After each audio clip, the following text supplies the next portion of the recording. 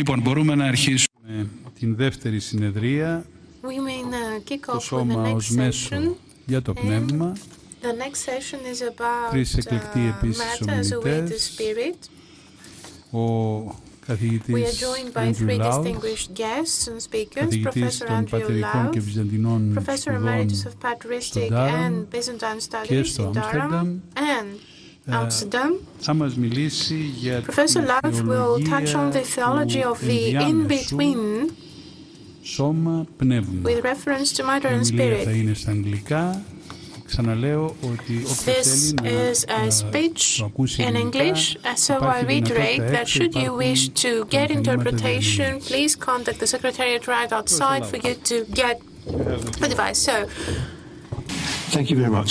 Can I just first say what an enormous privilege it is to be invited to take part in this in this colloquy today. I'm very, very grateful for the invitation. All religious systems and many philosophical systems are concerned with relating the world that we know to some other realm, the realm of the gods or God himself, or maybe with a state that transcends this world and our experience of it. Something like this I take to be the Buddhist notion of nirvana to be. The nature of this world is easily recognizable. It is characterized by death, corruption or decay, and instability, sometimes in moral terms by sin. The nature of the other world is often just the mirror image of this. It is free from death, corruption and decay, and also from sin and its effects. A famous example of this is found in Plato's Phaedo, where at one point Socrates says, "Would you say then, Sebes, that the result of our whole discussion amounts to this? On the one hand, we have that which is divine, immortal, indestructible, of single form, accessible to thought, ever constant and abiding true to itself, and the soul is very like that. On the other hand, we have that which is human, mortal, destructible of many forms, inaccessible to thought, never constant, nor abiding true to itself. And the body is very like that." This introduces several other elements into the contrast between soul and body, spirit and matter. There is the one as opposed to the many, that which can be understood, and that which is too unstable to be understood. Furthermore, there is the notion implicit in this, that the human stands on the frontier between these two worlds, belonging to both, and therefore capable of relating them in some way. Once one starts to work with this idea of two realms, one to which we belong, one to which we aspire, one inevitably becomes concerned with what it is that relates these two worlds, with what I call the in-between, metaxi. Plato indeed uses this very term, metaxi, the things in between. Aristotle tells us that to Mathematica, the concepts below the forms in the simile of the divided line in the Republic, were called ta metaxi by Plato.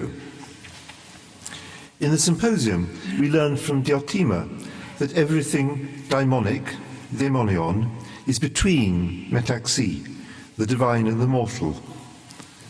And Diotima goes on to explain the power of the daimons as interpreting and conveying human things to the gods and divine things to humans, petitions and sacrifices from below, commands and responses from above. Being in the middle, it complements both, so that the whole is bound together. Through the daimons, all divination passes, and the whole craft of priesthood concerning sacrifice and rites and incantations, and all interpretation of oracles and magic. God does not mingle with the human, but through the daimons all conversation and communication from the gods to humans, or from humans to gods, takes place, whether waking or sleeping. The mathematicals numbers, geometrical figures, are between the world of the senses and the world of the forms, because they apply to the sensible world, where we discern numbers and shapes, but partake of the realm of the forms, because they are concerned with real knowledge, episteme.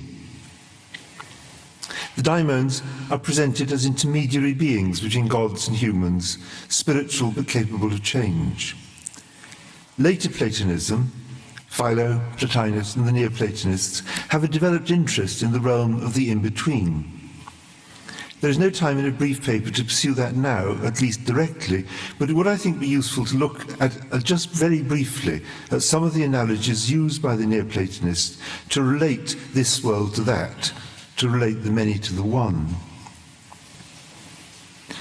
I do this not because I'm going to develop it very much in the paper that follows, but it provides a kind of backdrop to what is going to follow. Because you could say that for the Neoplatonists, they are almost entirely concerned with the in-between. At one end there is the one, at the other end there is matter, and everything else is in between both the one and matter, and also in between what is above and what is below. And to explain this sense of in-betweenness, the Neoplatonists developed an idea that everything proceeds from the one and seeks to return, in a circular process of rest or remaining, moni, procession, prodos, and return, epistrophe. In general terms, this understanding of how everything derives from the one is usually called emanationism. But it is often misconceived and given a rather materialist interpretation, as if it meant that everything derived its being from the one by some kind of flow that then reverted. In fact, the analogy of flowing from a source is not one that the Neoplatonists made much use of. Rather, they made use of, or came to make use of, what are fundamentally mathematical analogies, two in particular. First, the notion of the series, and then the notion of the circle. The circle, its circumference deriving from the centre by means of the radius, is easy to visualize, and as the radius increases, the circumference moves further and further from the centre, while still remaining related to it. The series, later Neoplatonists, not Plotinus himself, used the term sira to designate processions from the one, derives an infinite sequence from the number one, by the means of an application of a function to each term. The most obvious example would be this number of whole series, 1, 2, 3, etc., where the function is +1. A more interesting series would be 1, 1, 2, 3, 5, 8, etc., where each term is the sum of the previous two. The series known as the Fibonacci series, which manifests itself in manifold ways in nature. Both the series and the circle illustrate the way in which the manifold can be seen as deriving in an orderly way from the one. We've already noticed that Plato's seemingly simple distinction between the spiritual and the material, body and soul, is already complicated by other distinctions, the one and the many, what can be known and what is too indistinct to be known. Religious systems introduce a further distinction. A distinction is already there in Plato, between God and the world.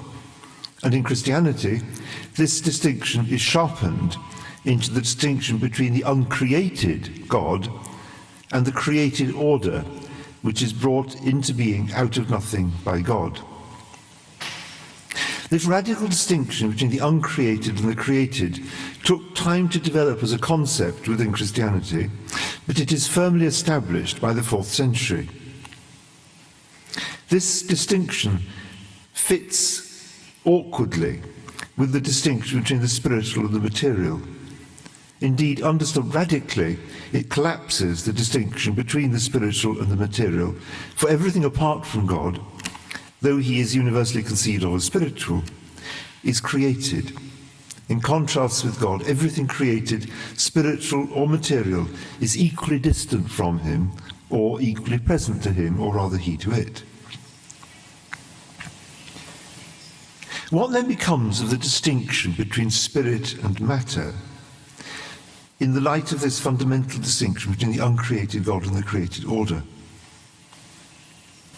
There are some fathers who seem happy to collapse the distinction between the spiritual and the material.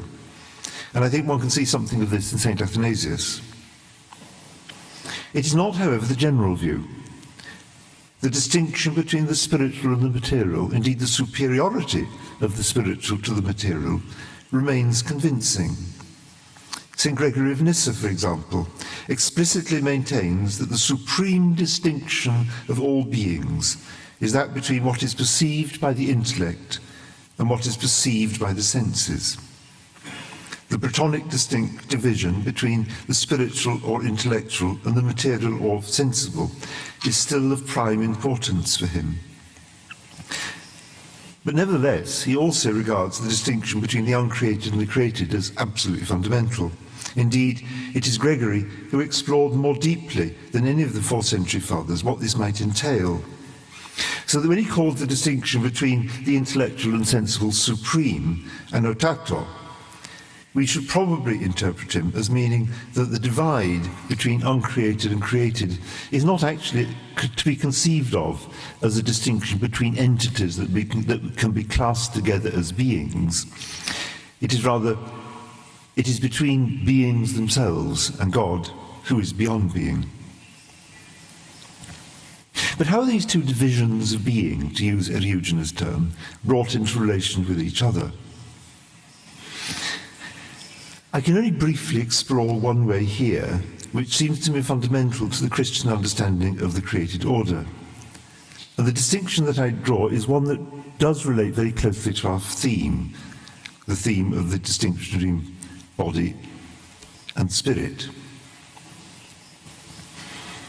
There are two considerations that come into play. One is the radical nature of creation out of nothing, and the other is the twofold nature of the human.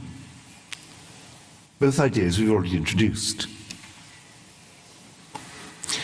In one of his sermons, St. Philaret, the great 19th century metropolitan of Moscow, gave a dramatic picture of the created order. He says that the creative word is like an adamantine bridge upon which creatures stand balanced between the abyss of the divine infinitude and above that of their own nothingness. The created order, and with it every creature, is poised between the divine infinity by which they are called into being and to which they are called to find their destiny in union with this divine infinity, and the equally infinite abyss of their own nothingness, for they are created out of nothing. Creatures are poised between union with the one who brought them into being and dissolution, fragmentation, in the abyss of nothingness from which they have been created. The creative word, which is the adamantine bridge on which the creatures are placed, is also the incarnate word, which rescues humankind from the swirling depths of nothingness into which men and women have fallen as a result of the fall. The incarnate word can fulfill this role because the human has been created twofold, spirit and matter, soul and body, and as such exists on the frontier between spirit and matter, and indeed, the fathers will argue, on the frontier between the uncreated depths of the Godhead and the abyss of nothingness from which creation has been drawn by God. We've already seen in Plato the idea of the human as a being of two worlds, through the body belonging to this world, through the soul belonging to the world of eternal reality. In Christian theology, this insight is radicalized, for the human being is seen as standing on the frontier between the uncreated and the created, as well as on the frontier between the spiritual and the material. He is this little world called man, or mikros outos kosmos, or anthropos, as St. Gregory the Theologian put it. The human can fulfill this role because he is conscious of it. All creatures exist on this adamantine bridge, but only the human can look down with vertiginous horror or look up with infinite longing.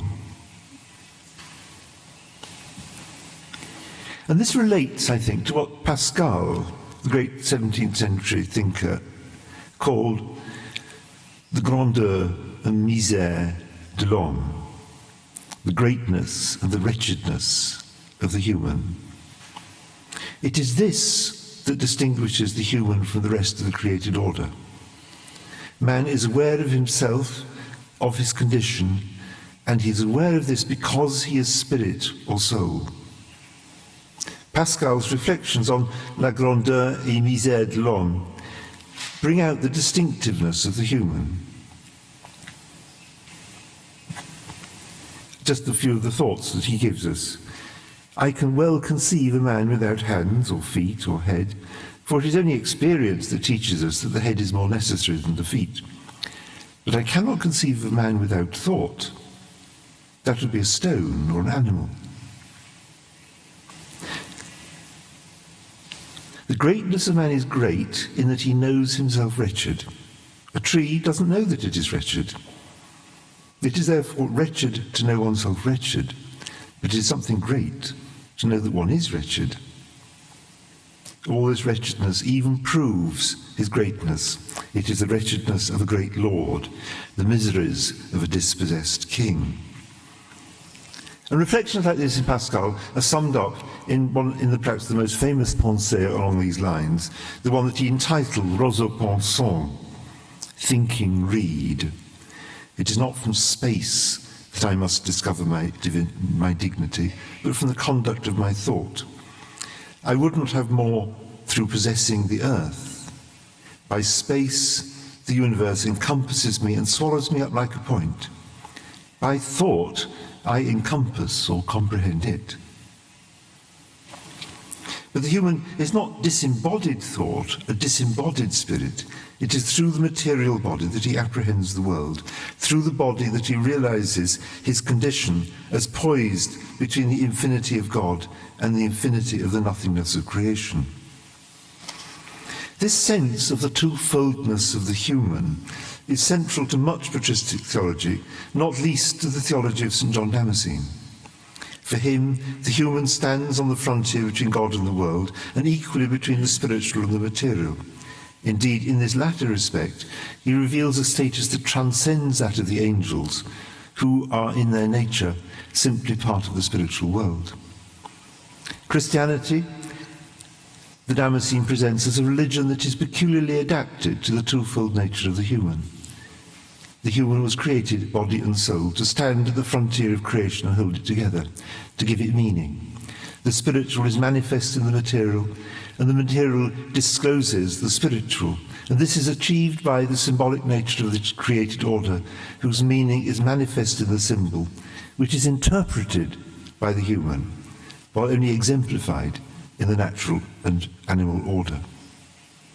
It is the human failure to fulfill this role, and thereby to introduce into cosmos fragmentation and unmeaning, that requires the God-man, the incarnate Word, to fulfill the human role in the cosmos and set humankind back on course towards union with God. At every point and every turning, the twofold manifests itself. The God-man is God and man, perfectly both, spanning the gulf between the uncreated and the created. The human is soul and body, with the soul expressing itself through the body, though in its fallen state, losing itself in the body, and finding what is natural in the animal order, wretchedness for the human. Gregory of Nyssa is quite as eloquent on this as Pascal. The Church is a divine human society, disclosing the divine within the human. The sacraments are divine human, spiritual and material. Icons, which came an issue of controversy in the time of the Damascene, make perfect sense within the Christian scheme of things, because they are material, but disclose the spiritual, the divine, fitting, therefore, the twofold condition of the human. This sense of the in-between, implicit in the bringing together of spirit and matter, divine and human, runs through the whole of Orthodox Christianity. It is an in-between, implicit in the very notion of the uncreated God, bringing into being a created order, utterly different from him, though an other through which God is encountered. But this in-between realm is something discerned by man's spiritual awareness, in which he realizes himself as a twofold being, a being on the frontier. And it is this, I would suggest, and it is, I would suggest, for this reason, that Christianity, in introducing the contrast between the uncreated and the created, that overshadows the traditional distinction between the spiritual and the material, still finds a fundamental place for the self-awareness of spirit, a self-awareness that is aware of the double nature of the human. Ευχαριστώ.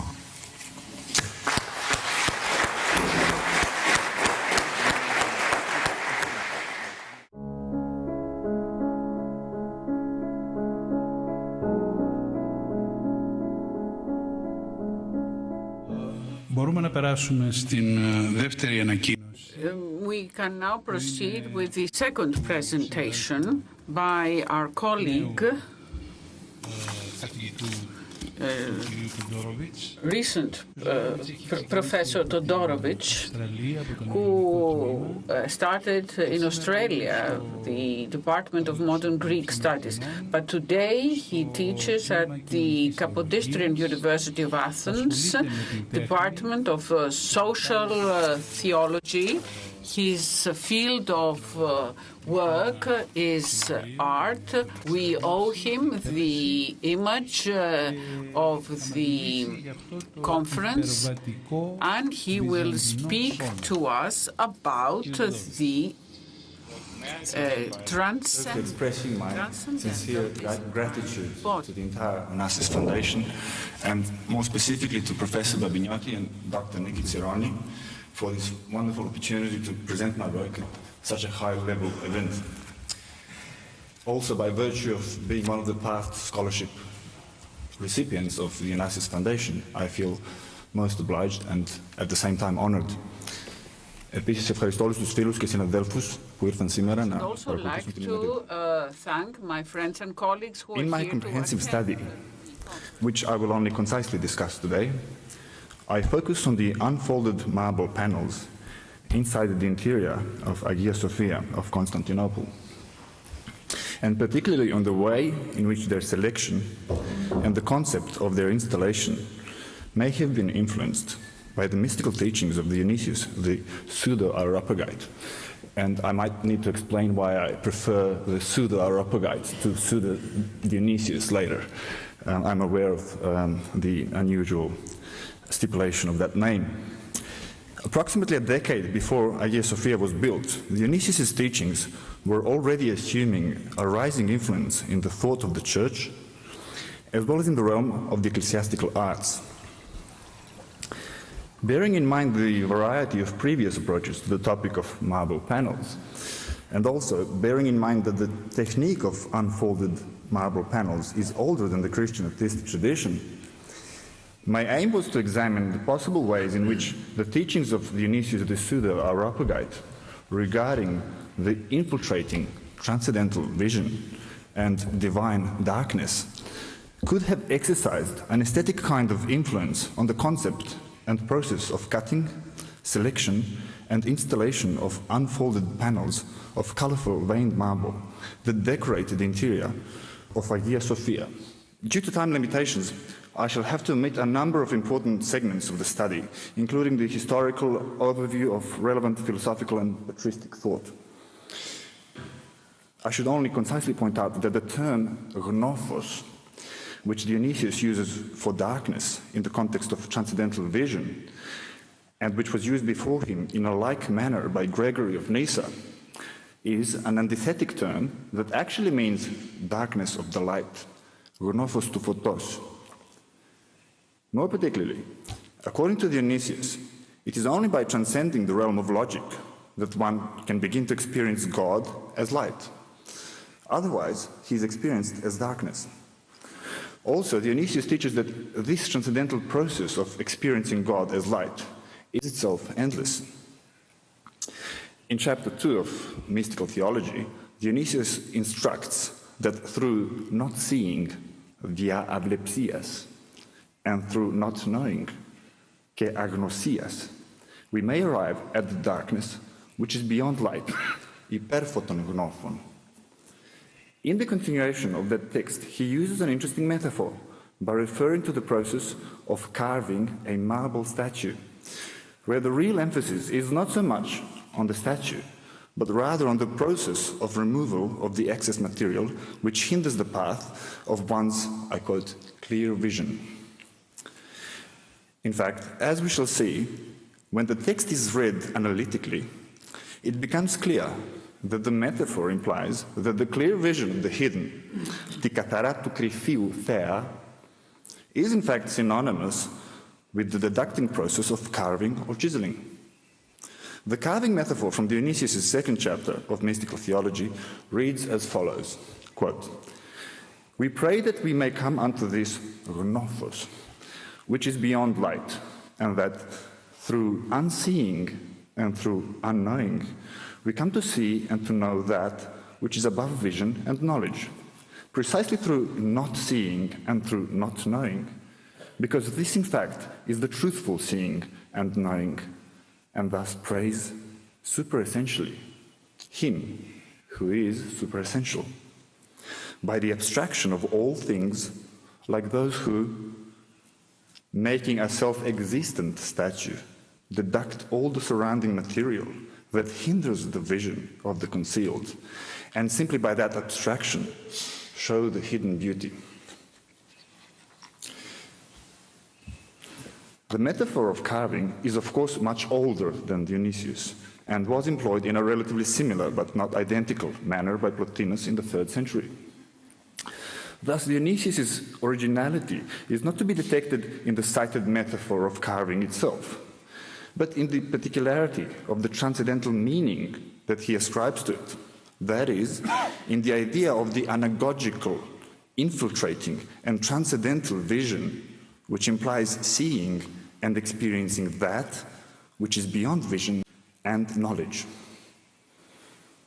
The main quality of such a transcendental vision is seeing through things and seeing within things, or seeing the content of things which is otherwise unapproachable, and then arriving at a new state of unknowing or not seeing as at another level of ceaseless, ever-growing enlightenment.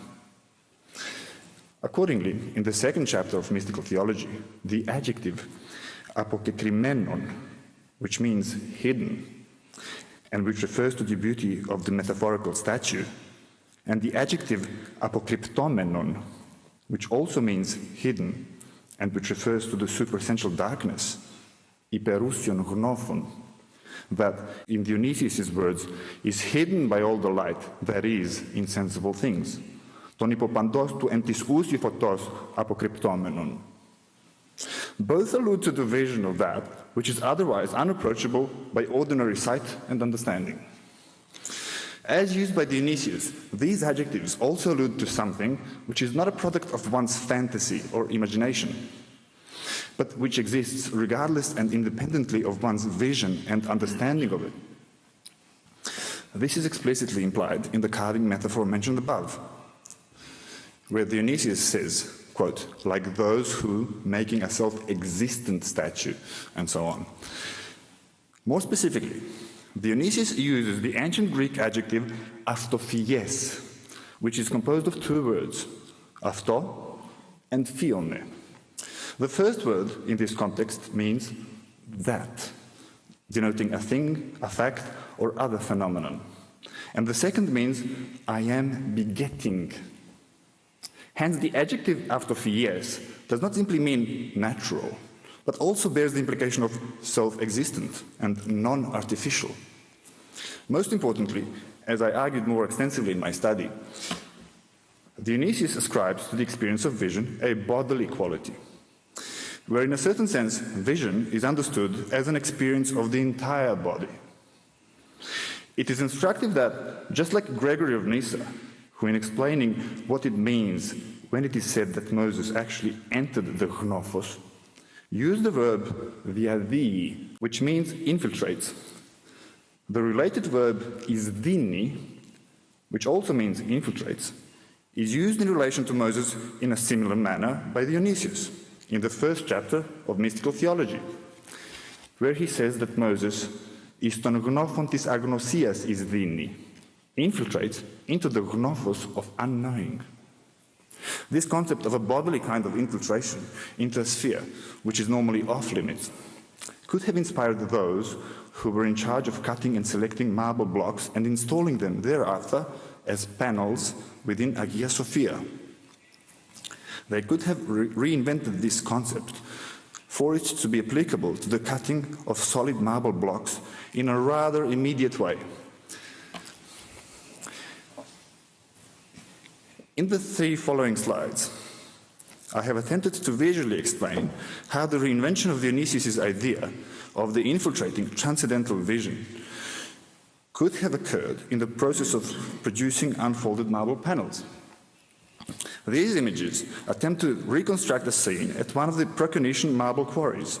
They depict a 6th century Byzantine viewer responsible for selecting marble slabs to be used, who in his contemplation of the unfolded stone, we're talking about the contemplation, the aesthetic one, he does the following. He goes through the stone in his contemplation, enters the stone, and finally infiltrates deep into the stone, which is the analogical stage at which the actual act of the transcendental vision commences, and where, metaphorically speaking, the viewer himself becomes identified with the self-existent, non-artificial statue, Astophies agama,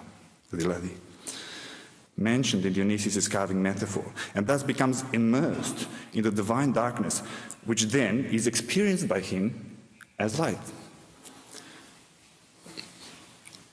Thus, in the following slide, which is really a detail of one of the previous ones, we are presented with an image which aims at explaining how Dionysius' concept of vision, that, to use his terms, can carve or infiltrate its way through stone in order to embody its content and reach its hidden beauty, could have practically influenced those who were responsible for the entire process, from cutting and selecting to installing the marble panels in Hagia Sophia.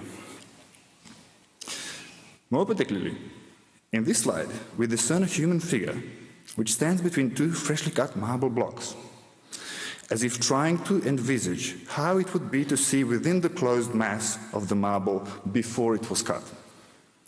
Accordingly, in the following slide, we see how the same human figure becomes absorbed into the colorful veins of the marble and thus becomes one with its own vision. More precisely, this image shows how the body of the 6th century Byzantine viewer transcends into vision itself, and thus can hardly be differentiated from it. Through the act of infiltrating transcendental vision, the body is absorbed by the beauty of the absolute other. This experience could also be formulated in the following way. Contemplating the uncreated and in his essence incomprehensible creator in view of the beauty of creation means truthful being and truthful seeing of the oneness and unity of everything. It should be noted that this experience of the viewer becoming vision itself, observed in the unfolded marble panels of Hagia Sophia, is reminiscent not only of Dionysius' teaching, but also, to an extent, of Plotinus' idea, as expressed in his own words. Quote, "If you see that this has happened to yourself, since you will become vision itself, having trust in your own self, without needing someone to show you, since you would have already ascended, focus your gaze and see, because only such an eye sees the great beauty." But despite the obvious similarities between Plotinus' and Dionysius' concepts of transcendental vision, once again, their differences become obvious when they elaborate on their ideas by relying on examples from the realm of art practices, and this is understandably of particular importance for the present topic. For example, in his text entitled Regarding the Noetic Beauty, Peri tu noitu calus, when Plotinus compares the 2 hypothetical adjacent stone masses, one untouched by the human hand and amorphous, and the other a statue of a god or of a man, he argues that, quote, "It is apparent that the stone in which the art has begotten a form is beautiful not because it is a stone, because in such a case any stone mass would be equally beautiful, but because of the kind of form or idea which was given to it by art." This stipulation by Plotinus allows us to understand that he does not speak of a kind of self-existent, non-artificial statue or beauty, αυτοφυες άγαλμα, of which Dionysius speaks 3 centuries later. This is one of the unfolded marble panels in Hagia Sophia. In contrast to Plotinus' concept of beauty, which is rather dependent on the practical execution of an idea, Dionysius' notion of the non-artificial beauty, which exists in matter even without human intervention, corresponds much more to the unfolded marble panels inside Hagia Sophia. For he says in the 2nd chapter of Celestial Hierarchy, quote, "It is then permissible to depict forms which are not discordant to the celestial beings, even from portions of matter which are the least honorable, since matter also, having been granted its existence from the truly beautiful, has throughout the whole range of its material composure some echoes of the noetic reverence. And it is possible through these echoes to be anagogically led to the immaterial archetypes, under the condition that, as was said, similarities are understood dissimilarly and are not defined as identical. Thus the qualities should be understood in the harmonious and appropriate way concerning on the one hand the noetic and on the other the sensible beings." End of quote. In view of the possible influence of Dionysius' appreciation of raw matter, the unfolded marble panels in Hagia Sophia could be understood as examples of the exhibited beauty of raw matter, which of course is not self-existent, αυτοφυες, in a self-created sense, but self-existent in a sense that it is created by God as beautiful even without further intervention. Thus, Dionysius gives us reasons to observe these marble panels as paradoxical natural icons created by God and revealed by man. After selecting the pieces to be cut into even panels and after bringing them from the quarry, this hidden beauty, αποκεκριμένον κάλος, observed in the inner world of the veined marble, was then not only installed within the interior of the church, but was also superbly and vividly framed, as you can see. I have argued that the paired panels of marble were envisaged by their installers as a ready-made kind of an icon, or more precisely, as an icon which, through its aspect of minimal human intervention, becomes a natural icon which simultaneously refers to the mysteries of God, creation, and man, without necessarily depicting any of them formally. As seen in the following 2 slides, perhaps the most obvious indication that these pairs of marble panels were indeed envisaged as icons is the fact that most of them are deliberately and tastefully framed, either by narrow decorative frames or broader frames carved with vegetal ornament. Also, in the unfolded marble panels of St. Demetrius in Thessaloniki, which date back to the 7th century, as seen in the following slides, we observe a tendency to select those slabs of marble whose unfolding may produce a pattern reminiscent to an extent of human contours. Thus, in this particular example, we can almost discern the basic contours of human features. Because of their reminiscence of human form, the patterns in these marble panels in St. Demetrius may indicate to a continuation of the concept of infiltrating of the human figure into the stone, which was begun so authentically in Hagia Sophia and which was then lost in later centuries. Unfortunately, in today's presentation I had to omit the discussion of unfolded marble panels in other churches. And I'm referring to the 11th century Nea Moni stοιχείο in the island of Hio, and of course I'm referring to Osius Lukas and certain others, where we have the same concept, but we don't have the insistence on the symmetrical patterns. They are present, but there is fewer of them there. In summary, the main conclusion of my study is that the characteristically transcendental experience of vision observed in the unfolded panels of Hagia Sophia, in the unfolded marble panels of Hagia Sophia, is best understood as an entirely abstract and yet not necessarily non-representational Byzantine icon, which entails the cryptic and anagogical experience of the transcendental Byzantine body, and which is most probably inspired by the writings of Dionysius the Pseudo-Areopagite, as well as possibly by those of Gregory of Nyssa. It should be noted that the concept described previously, involving a bodily kind of infiltration into a normally unapproachable sphere, bears instructive resemblance to later Byzantine depictions of Moses taking off his sandals upon God's request in front of the burning bush. One characteristic example of such depictions is an early 13th century icon from Mount Sinai, shown on the right here, where Moses is shown taking his sandals off after hearing God saying, quote, "Take off your sandals, for the place where you are standing is holy ground." Thus, in my study, I also considered the possible influence of the 6th century unfolded marble panels in Hagia Sophia on other disciplines of Byzantine art.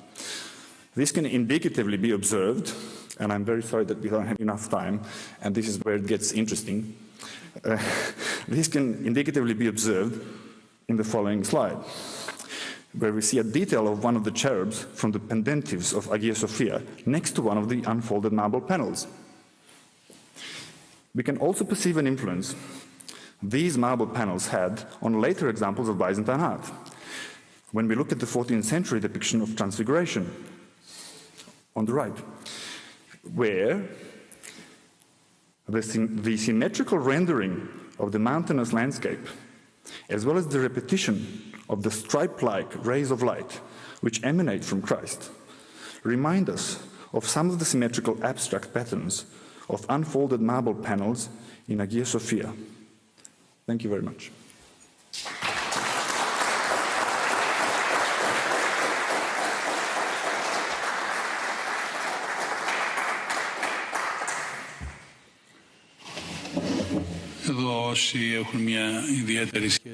Those who have a special affinity with the arts or knowledge of the arts are quite welcome to make remarks. Should there be any questions as well, you are quite welcome. This is working. It's working. Thank you for an absolutely fascinating, completely original paper. It raises one question with me, which is a question of quite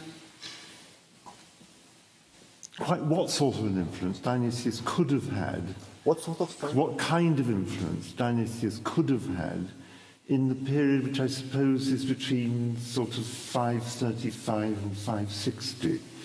Because actually the reception of Dionysius in the Byzantine world is quite slow, and it mostly focuses on the letter where he uses the word "theandriki." And so I wonder if what you say is actually, I find very compelling, and I find myself wondering whether either Dionysius, this is actually evidence that we've not taken into account, and Dionysius was much more available than we thought he was, or whether Dionysius crystallized his ideas that were actually in the air anyway, partly from Neoplatonic sources and partly from Gregory of Nyssa. And so that we identify them in Dionysius because they're there very clearly, but they actually were there in the background anyway. Yes, well, that question is part of the tremendous attention that I gave in formulating the paper, trying not to claim the inevitable existence of a concrete influence, but rather pointing out the parallels between a certain perception of what might be considered as a phenomenon where matter expresses the spiritual world or if you will, the material world. But to answer answer your question, there's two levels that I can answer, and one regards the chronology. And at that level, I would say that given that the first reference to the texts by Dionysius is in 519, well, this is what most scholars agree, that this is the first reference to his text. And given that Hagia Sophia was built years later, there is a time there which allows for an influence to be developed. And then if we take into consideration, for example, Kissinger's view that even in the first decade, so to speak, after the appearance of the text by Dionysius, we already have an influence, particularly on the perception of an icon. And I'm referring to, well, I wouldn't like to quote the title of the work, but it's a very, very famous work by Kissinger. So there is a reason to believe, based on the chronology, that this could have happened hypothetically. But I agree with you that we should keep a certain, we should keep a stance which is objective, and we should not claim that there's an inevitable sort of, someone read the Dionysius texts and then went into cutting the marble. It's more of a mentality. And if you take into consideration that in the 6th century, on the island of Proconnesus, and I'm not sure, and no one is really, whether the library there, which was put by Justinianos I, whether it was in place in the convent that he built there years before building the Hagia Sophia, or later. But the very intellectual activity on that island, and the focus on the island where we have marble quarries, where you had people going for pilgrimage and other intellectuals, it was a center point of educated people in Byzantium. And so there is something there, and this is why I tried to be really careful in stipulating that. I don't know whether I answered the question. No, thank you very much. You're welcome. I wish to thank you very much for this extremely interesting and insightful view in the background of the construction of Hagia Sophia. Thank you. May I offer you a conjecture concerning the question raised by Professor Louth? Most people, I think, agree that Dionysius, or pseudo-Dionysius, was to some great extent influenced by the school of Proclus in Athens, who was active in Athens during the 5th century. Now, we happen to know that one of the architects who constructed Hagia Sophia, namely Anthemius of Tralles, was a student of Proclus in Athens. So this possibly could provide an interesting link between what you have presented here and what we know from other sources. Thank you. Of course, and not only that, but also facts such as that the Byzantines didn't use the term abstract for their art, nor did they have such distinctions as we do today in terms of this is architecture and this is art. So cutting the marble stones, given the lack of distinctions in the disciplines of Byzantine arts, allows for a certain very unassuming influence to filter in, again, that word filter in. And I claim, and this is partly an answer to Professor Louth as well, I claim that this influence is more likely to be a subconscious influence. We must sort of transfer ourselves to that era where the discussion of Dionysius' texts among the educated theologians were something integrated into the discussion of what is being built and how it is being built, and also people responsible for architectural solutions were also most likely informed of the most current and contemporaneous tendencies in theology. And I think that our contemporary perspective, which is full of discernment when it comes to the arts is at points blinding us to understand that Byzantines were looking at the world holistically in everything.